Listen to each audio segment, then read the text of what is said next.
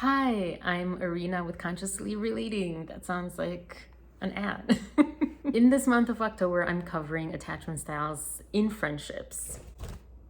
I'm doing that through different scenarios. So, scenario number 2 in the anxious preoccupied attachment. It's party time, and you are the social butterfly of the bunch. Even if you're on the shy side, your warmth and charisma and ability to appreciate others and be present with others and be interested, genuinely interested in others comes through. You make sure that everyone is comfortable and happy, that they have everything they need. You're also the caretaker, and you do this because you're all about the other person. That comes from the value that you place on social connection. You value other people so much because you value social connection. And that comes from a wound around alone equals unsafe. And that's wonderful. It's not bad to value others and to be present with others. It's more so coming to the middle and not being in the extreme end. Just like the DA, the dismissive avoidant, is on the other extreme end of you, where they value the connection to themselves above connection with others. There's also beauty in that, but it's the extreme that can be problematic. Because we're social creatures, we are meant to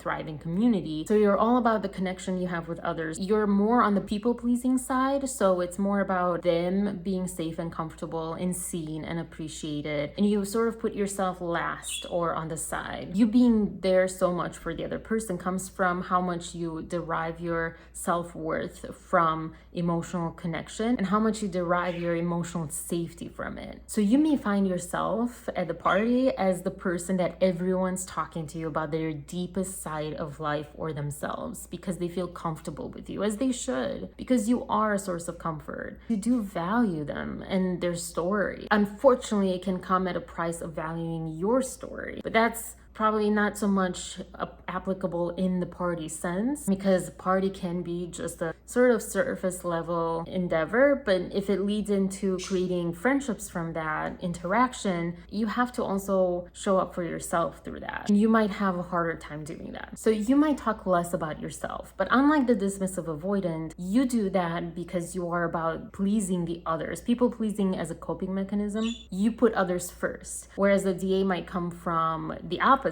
of they don't want to be vulnerable. And you may share kind of the same coin, but the different side of the DA of fearing vulnerability. It just, you're vulnerable showing up for the other person, unlike the DA, but you're not vulnerable showing up for yourself, like the DA, the dismissive avoidant. So because of this alone equals unsafe, your favorite source of validation and your favorite source of safety and security is in interacting with others. That's your favorite source of validation, and that's the one that's easiest for you to go to in times of extreme distress. So it's great that you're there for the other person and you're very present and you're genuinely interested in them. It's just about equilibrating them and you into being sources of validation and self-worth. So that's the anxious preoccupied and the scenario number 2 of being at a party. Stay tuned for fearful avoidant and the dismissive avoidant and the secure attachment and how they show up at a party. Peace, love, and compassion, and differentiation, and I guess self-validation for this one.